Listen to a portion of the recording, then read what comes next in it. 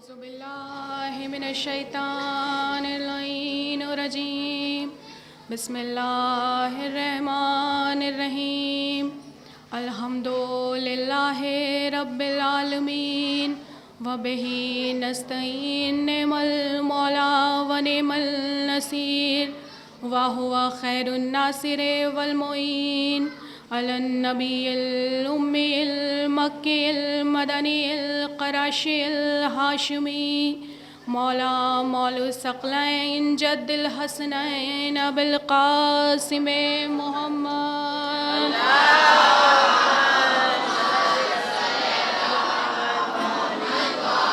وعلى آل بيته الطيبين الطاهرين المعصومين ولعنة الله على أعدائهم وقتلتهم وغاصب حقوقهم ومنكر فضائلهم ومصائبهم وآتشهم أجمعين أما بعد فقد قال الله وتبارك وتعالى في كتابه المبين وهو أصدق الصادقين قال رسول الله صلى الله عليه وسلم درود پڑھیں محمد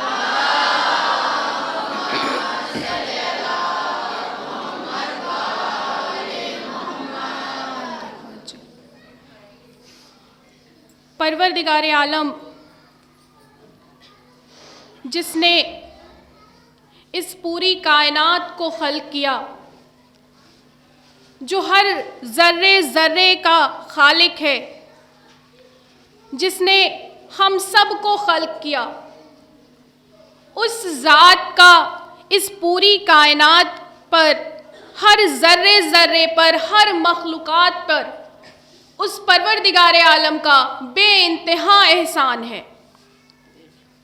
ہر شے اس کے احسان کے نیچے، احسان تلے دبی ہوئی ہے، اور یہ ممکن نہیں ہے کہ ہم اس کے احسان کا بدلہ چکا سکیں، کیونکہ اس نے ہم پر اتنے احسان کیے ہیں، بے انتہا احسانات ہیں ہم پر۔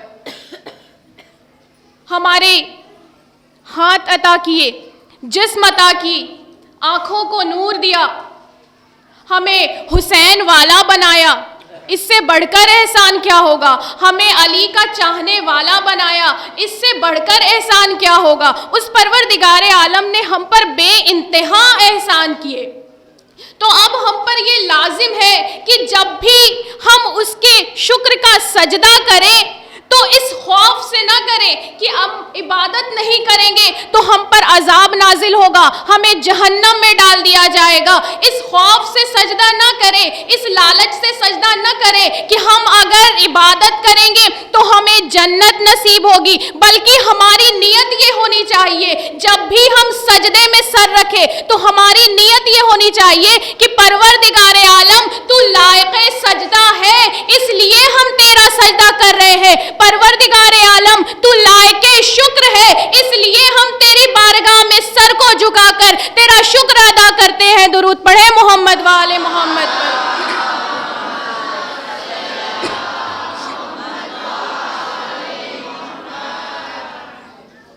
عزاداروں، پروردگار عالم نے ہماری ہدایت کے لیے نبیوں کو بھیجا، اماموں کو بھیجا۔ ہر نبی، انبیاء یہی کوشش کرتے ہیں، یہی کوشش کیا کہ اللہ ان سے راضی رہے، ہمیشہ انہوں نے یہ چاہا۔ وہ معصوم ہے، ان کی عصمت کا معیار یہ ہے کہ اللہ جس میں راضی ہے وہ اس میں راضی ہوئے، اللہ جس سے ناراض ہے، اللہ جس بات سے راضی نہیں ہے وہ اس سے راضی نہیں ہے۔ یعنی جس میں اللہ کی رضا وہ معصوم بھی راضی، جس سے اللہ غضبناک وہ معصوم بھی غضبناک۔ لیکن اس پوری کائنات میں فقط ایک ذات ایسی بھی دیکھی گئی ہے جس کے لیے خود اللہ کا چہیتا نبی, اللہ کا محبوب نبی, جس سے اللہ سب سے زیادہ محبت کرتا ہے, جس سے اللہ سب سے زیادہ مانتا ہے, وہ حبیب جس کی محبت میں اللہ نے اس پوری کائنات کو خلق کر دیا, جس کی محبت نے اللہ نے اس پوری کائنات کو سجایا ہے, وہ حبیب, وہ اللہ کا نبی کہہ رہا ہے کہ فاطمہ تو جس سے راضی ہے, تیری رضا سے اللہ راضی ہے, اور تو جس سے غضبناک ہوتی ہے اللہ اس سے غضبناک ہوتا ہے. درود پڑھے محمد والے محمد پر.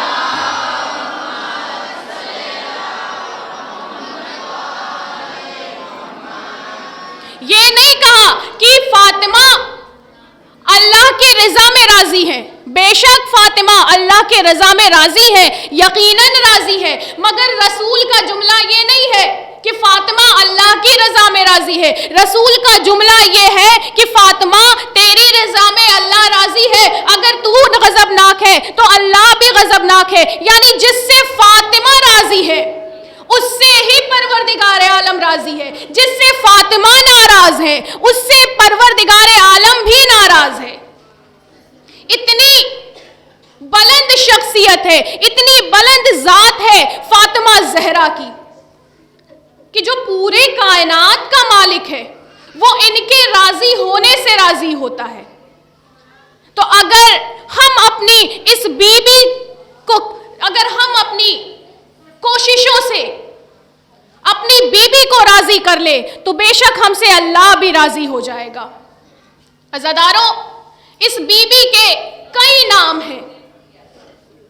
کبھی اس بی بی کو فاطمہ کہا گیا, کبھی زہرا کہا گیا.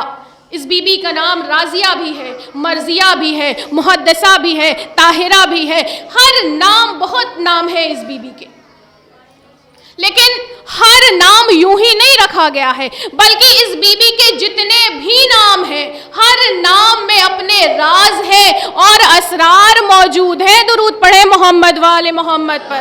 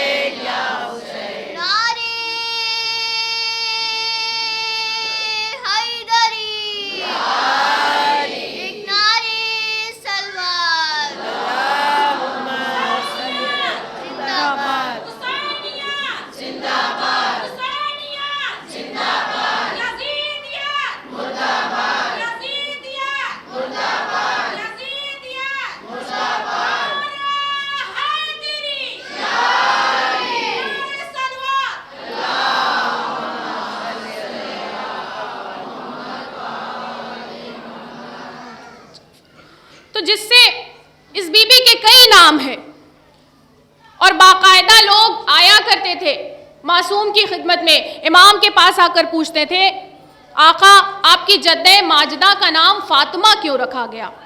اور امام فرماتے ہیں کہ میری جدہ ماجدہ کا نام فاطمہ اس لیے رکھا گیا کہ تمام مخلوقات ان کی معرفت سے عاجز ہے.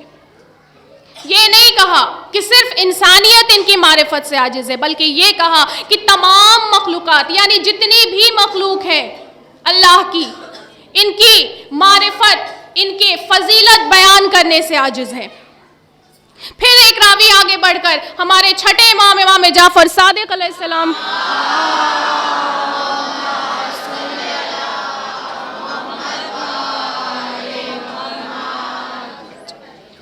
سے سوال کرتا ہے, مولا آپ کی جدہ ماجدہ کا نام فاطمہ کیوں رکھا گیا؟ اب مولا ارشاد فرماتے ہیں کہ فاطمہ کا مطلب ہوتا ہے دو چیزوں کو جدا کرنا, اور پروردگار عالم نے میری جدہ ماجدہ کا نام فاطمہ اس لیے رکھا کہ میری جدہ ماجدہ یعنی شہزادی فاطمہ زہرا کی اولاد کو, ان کی ذریت کو اور ان سے محبت کرنے والوں کو اللہ نے آگ کے عذاب سے دور کر دیا ہے.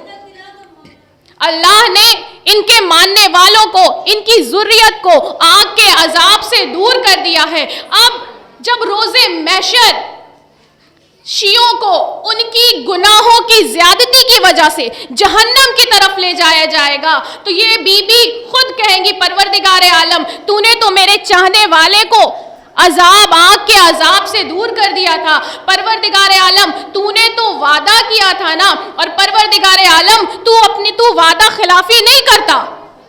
فوراً یہ حکم ہوگا کہ اسے جنت میں ڈال دو اور یہ فضیلت بیان کر دو اور یہ واضح کر دو زمانے کو کہ دیکھو، تمام اہل محشر کو یہ واضح کر دو کہ دیکھو یہ اپنی گناہوں کی زیادتی کی وجہ سے جہنم کا مستحق تھا، مگر شہزادی فاطمہ زہرا کی شفاعت کی وجہ سے اسے جنت میں ڈالا گیا۔ اب اللہ یہ چاہتا ہے کہ تمام اہل محشر میں جناب فاطمہ زہرا کی قدر و منزلت آیا ہو جائے۔ درود پڑھے محمد والے محمد پر۔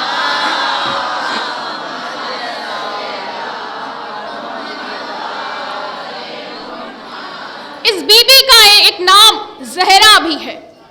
زہرا یعنی چمکدار چیز، نورانی شے، جو ستارہ زہرا ہے اس لیے کیونکہ وہ دیگر ستاروں کی مانند زیادہ چمکدار ہے، اس بی بی کا نام زہرا رکھا گیا۔ اور خود اللہ کے رسول یہ فرماتے ہیں کہ جب میری بیٹی محراب عبادت میں ہوتی ہے، جب جناب فاطمہ زہرا محراب عبادت میں ہوتی ہیں اور اللہ کی عبادت کرتی ہیں تو ان کے رخسار سے ایک ایسا نور ساطع ہوتا ہے جو مدینے سے نکل کر آسمانوں تک جاتا ہے۔ رخسار سے ایسا نور ساطع ہوتا ہے جو مدینے سے نکل کر آسمانوں تک جاتا ہے اور تمام اہل مدینہ اسے دیکھتے ہیں اور عرش پر تمام ملائکہ بھی اسے دیکھتے ہیں۔ اب رسول یہ فرماتے ہیں کہ یہ نور عرش والوں کے لیے ویسا ہی ہے جیسے کہ تم اہل زمین آسمانوں پر چاند اور ستاروں کو دیکھتے ہو، ویسا ہی جو نور میری بیٹی کے رخسار سے ساطع ہوتا ہے وہ نور اہل عرش والوں کے لیے ہے۔ ایک مرتبہ درود پڑھے محمد والے محمد پر۔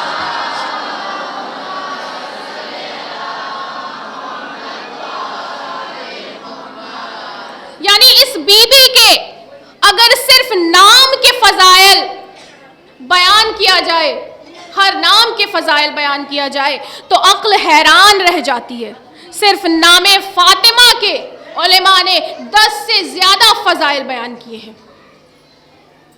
اگر ہم اس بی بی کی خوشنودی کے لیے ایک کام بھی کرتے ہیں جس سے ہماری بی بی راضی ہو جائے تو پھر یہ دنیا میں بھی ہم کامیاب ہیں اور آخرت میں بھی ہم کامیاب ہیں۔ ایک بڑا ہی مشہور واقعہ ہے جو بہت زیادہ دن نہیں ہوا، صدام کے دور میں ایک آیت اللہ تھے جن کا نام تھا آیت اللہ سید کاظم کاظمینی، جو کہ آیت اللہ صادق شیرازی صادق جو تھے ان کے بہنوئی تھے۔ یہ بیان کرتے ہیں یہ بہت بڑے آیت اللہ تھے اور انہوں نے کئی کتابیں لکھی تھیں، اور ایک کتاب ایسی بھی لکھی تھی جو جناب فاطمہ زہرا کی سیرت سے متعلق تھی۔ یہ کتاب انہوں نے لکھی تھی اور اس کتاب میں انہوں نے جناب فاطمہ زہرا کی ولادت سے شہادت تک کی اپنے علمی معیار پہ اس کتاب کو لکھا تھا، تمام واقعات لکھا اس کتاب کو۔ لیکن اس کتاب کی جو ابتدائی صفحہ ہے اس پر انہوں نے یہ خود لکھا ہے کہ میں نے یہ کتاب کیوں لکھی۔ انہوں نے باقی ائمہ پر بھی کتاب لکھی ہے لیکن انہوں نے اس ابتدائی صفحے پر خود بیان کیا ہے کہ آخر میں نے جناب فاطمہ زہرا کے متعلق یہ کتاب کیوں لکھی۔ وہ لکھتے ہیں کہ میں نے یہ کتاب منت کی وجہ سے لکھی، میں نے منت مانی تھی اپنی شہزادی فاطمہ زہرا سے اور میں نے اس منت کی وجہ سے یہ کتاب لکھی۔ درود پڑھے محمد وآل محمد پر۔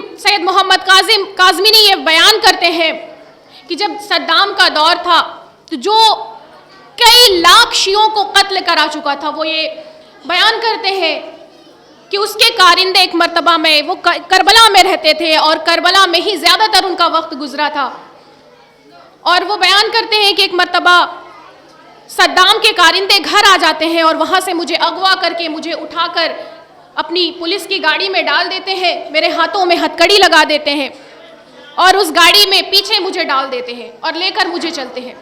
اس دور میں جس بھی علماء کو اغوا کیا جاتا تھا، اٹھایا جاتا تھا، وہ بغداد لے جا کے بغداد کی مرکزی جیل میں انہیں بند کر دیا جاتا تھا۔ یہ کہتے ہیں یہ لوگ مجھے بھی لے کر چلے، تو میں نے سوچا کہ شاید یہ لوگ مجھے بھی بغداد لے جا کر وہاں کی مرکزی جیل میں بند کر دیں گے، لیکن یہ کہتے ہیں کہ جب ابھی کچھ دور یہ لوگ بڑے ہیں تو میں نے یہ محسوس کیا یہ لوگ بغداد کے راستے نہیں جا رہے ہیں بلکہ یہ نجف کی طرف جا رہے ہیں۔ انہوں نے گاڑی کا رخ نجف کی طرف کر دیا اور نجف جانے والے راستے کی طرف یہ کئی کلومیٹر آگے جانے کے بعد گاڑی کو سڑک سے اتارا اور کچے راستے کی طرف لے کر چل دیے، اور کچے راستے کی طرف انہوں نے گاڑی کو لے کر چلے ہیں یہ گاڑی، اور کئی کلومیٹر اندر لے جانے کے بعد سنسان جنگل میں گاڑی کو روک دیا ہے۔ اب یہ کہتے ہیں کہ میں سمجھ گیا کہ اب یہ لوگ مجھے یہی ختم کر دیں گے، یہ لوگ مجھے یہی مار دیں گے۔ گاڑی روکنے کے بعد انہوں نے مختلف ہتھیار اپنی گاڑی سے نکالنے کے بعد وہیں زمین میں گڈھا کھودنے لگتے ہیں۔ اب یہ پریشان ہے، یہ بیان کرتے ہیں کہ اب میں پریشان ہوں۔ وہ لوگ، وہ تمام پولیس افسران وہاں موجود تھے اور وہ گڑھے کھود رہے تھے۔ اب یہ سمجھ جاتے ہیں کہ یہ مجھے یا تو زندہ دفن کر دیں گے یا تو مجھے گولی مار کر اس گڑھے میں دفنا دیں گے، اور میں یوں ہی حرام موت مر جاؤں گا، نہ میری نماز جنازہ ہوگی، نہ مجھے غسل و کفن ملے گا، میں یوں ہی مارا جاؤں گا۔ اب یہ پریشان ہوئے تو کہتے ہیں کہ اب میں نے جب مجھے کوئی راستہ نہیں سمجھ میں آیا، جب مجھے کوئی راستہ نظر نہیں آیا، تو پھر میں نے اپنی شہزادی سے استغاثہ شروع کیا ہے۔ اب میں نے اپنی شہزادی سے دعا کرنا شروع کیا ہے کہ اے میری بی بی، اگر میں اس حرام موت سے بچ جاؤں گا تو پھر میں آپ کے لیے ایک کتاب، اپنی علمی معیار کے متعلق ایک کتاب لکھوں گا۔ اللہ، اے پروردگار عالم، اگر یہ اللہ مجھے بچا لے گا آج اس حرام موت سے تو بی بی میں آپ کی سیرت پر ایک کتاب لکھوں گا۔ وہ کہتے ہیں میں نے وہی منت یہ مان لی گاڑی میں، اور جب وہ گڑھا کھود کر تیار تھے، انہوں نے گاڑی کا دروازہ کھولا اور وہ چاہتے تھے کہ انہیں اب اس گڑھے میں مار کے دفن کر دیا جائے، تو وہ فرماتے ہیں کہ میں نے دیکھا کہ جو افسر وہاں، جو ان کا سینئر افسر وہاں موجود تھا، اس کے پاس ایک کال آ گئی، فون آیا اس کے پاس، اور فوراً وہ فون پہ اسپیکر پہ تھا اور میں خود سن رہا تھا کہ وہ سے آواز آئی کہ جو ان کے قتل کا، جو کاظم کاظمینی کے قتل کا جو حکم آیا تھا وہ اب ملتوی کر دیا گیا ہے۔ اب انہیں قتل نہیں کرو بلکہ انہیں لے جا کر فوراً بغداد کی جیل میں منتقل کر دو۔ بس یہ فرماتے ہیں میں نے فوراً ہی کہا الحمدللہ رب العالمین، اے میری بی بی تو نے کیسے میری دعا کو قبول کر لیا؟ درود پڑھے محمد وآل محمد پر۔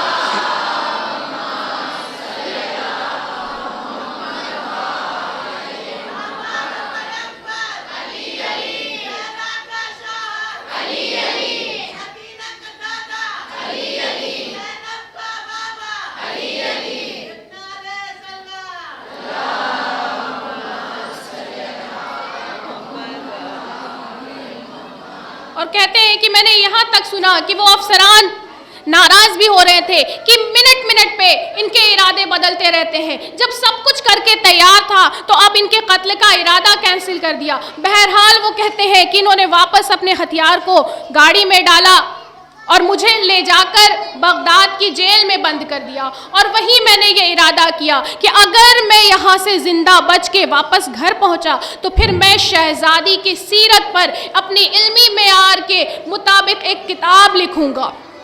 اور 3.5 مہینے کے بعد انہیں رہا کر دیا گیا، اور پھر وہاں سے انہیں قم بھیج دیا گیا، اور وہیں آ کر یہ رہنے لگے اور وہیں اس کتاب کو لکھا۔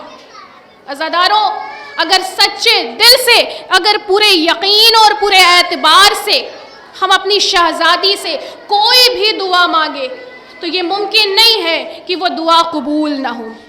جب ہم اس فرش عزا پر بیٹھ کر ہاتھوں کو پھیلا کر دعا مانگتے ہیں، جب حسین پر گریا کر کے ہم دعا مانگتے ہیں تو بی بی پریشان ہو جاتی ہیں اور وہ پروردگار عالم سے یہ کہتی ہیں، پروردگار عالم، یہ میرے حسین کے چاہنے والے ہیں، ان کی دعا قبول کر لے۔ عزاداروں، بس اگر ہم اہل بیت کی سیرت پر چلے، اگر ان کو راضی کر لے تو پھر ہماری دنیا بھی کامیاب ہے اور ہماری آخرت بھی کامیاب ہے۔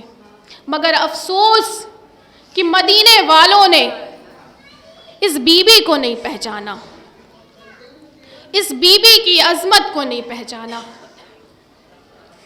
اور اس طرح سے شہید کیا ہے کہ علی تمام عمر روتے رہے ہیں۔ بی بی کی شہادت پہ میرا مولا مرثیہ پڑھتا ہے اور تمام رات جاگ کر گزارتا ہے، گریا کرتا رہتا ہے۔ کبھی علی نے، کبھی فاطمہ کے جانے کے بعد علی سکون کی نیند نہیں سوئے ہیں۔ عزاداروں،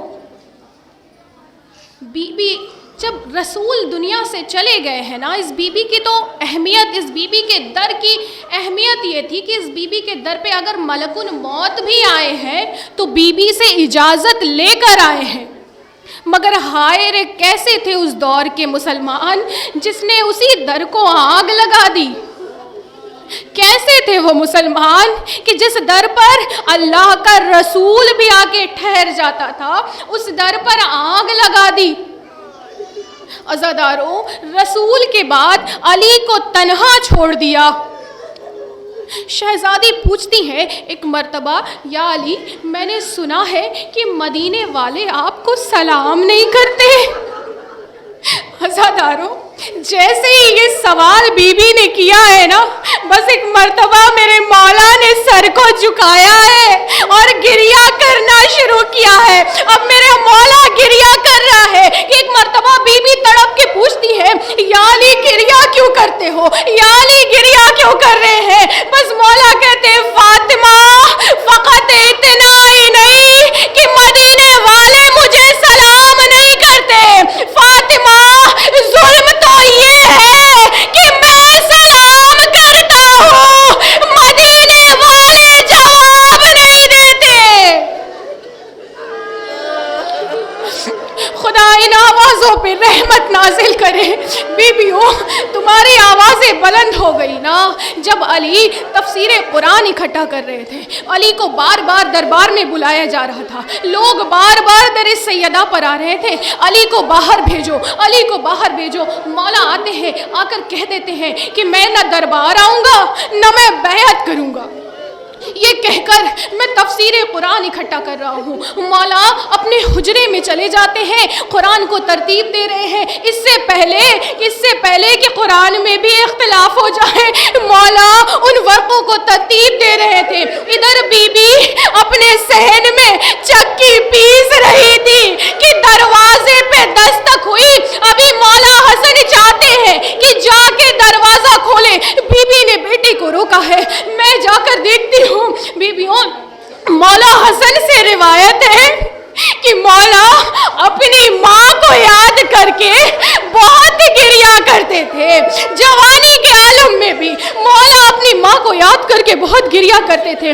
جب ایک مرتبہ کسی نے یہ سوال کیا، اے آقا، آپ اپنی ماں کو یاد کر کے اتنا گریا کیوں کرتے ہیں؟ مولا، جتنا گریا آپ کرتے ہیں اتنا تو آقا حسین بھی نہیں کرتے۔ مولا حسن کا جملہ ہے، اے شخص، جو چیز، جو منظر میری نگاہوں نے دیکھا ہے وہ میرے بھائی حسین نے بھی نہیں دیکھا ہے۔ اب مولا یہ کہتے ہیں، میری ماں دروازے پہ آئی، برقع سر پہ رکھا ہے۔ اب آنے والے یہ کہتے ہیں، علی کو گھر سے باہر نکالو، علی کو گھر سے باہر نکالو، ورنہ ہم دروازے میں آگ لگا دیں گے۔ بی بی کہتی ہے، اے لوگوں، میں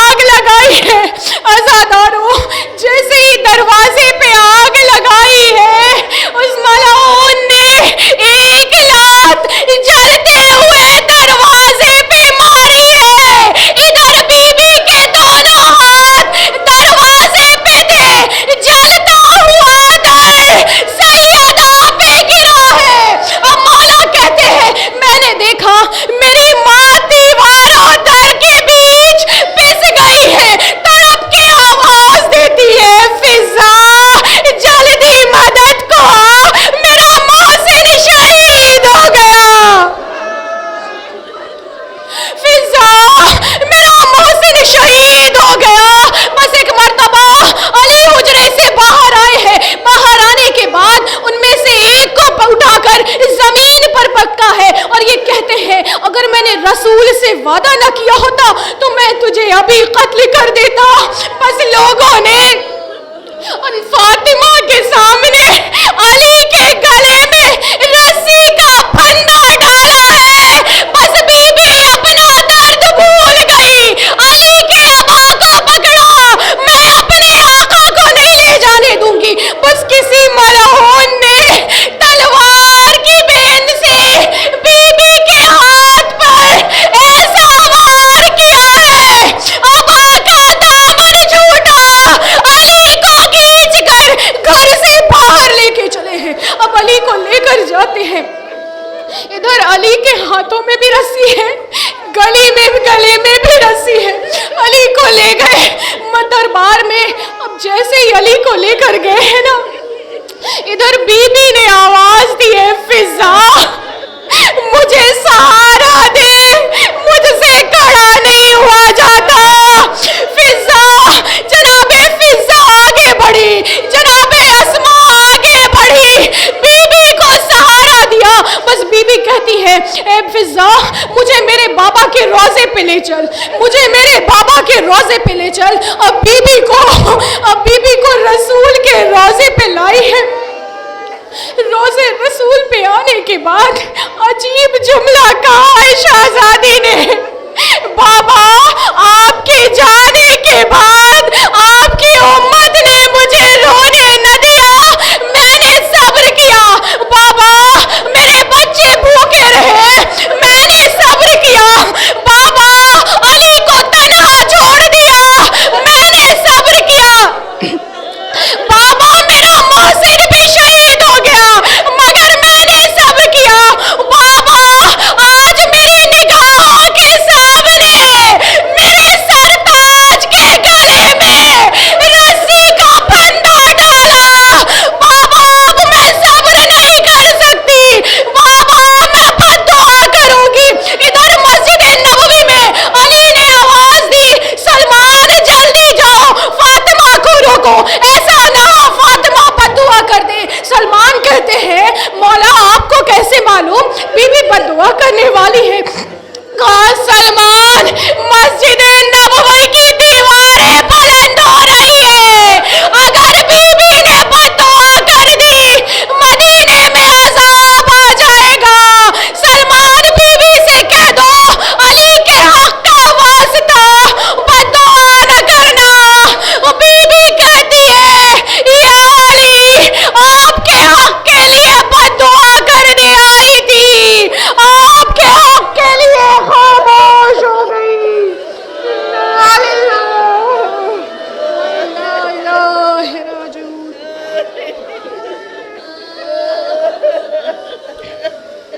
پروردگار عالم بانی مسجد اور حاضرین مسجد کی توفیقات میں اضافہ فرما۔ بار الہ جو بھی اس فرش عزا پر آئے ہیں شہزادی سے اپنی ہر جائز حاجت کو مانگنے کے لیے اس بی بی کی ہر بی بی کی تمام جائز حاجت کو قبول فرما۔ بار الہ جو بھی جہاں جہاں بیمار ہیں انہیں ہمارے امام کے صدقے میں شفا عطا فرما۔ پروردگار عالم ہماری ماؤں بہنوں کا پردہ سلامت رہے۔ پروردگار عالم ہمارے وقت کے امام کا ظہور جلد سے جلد ہو۔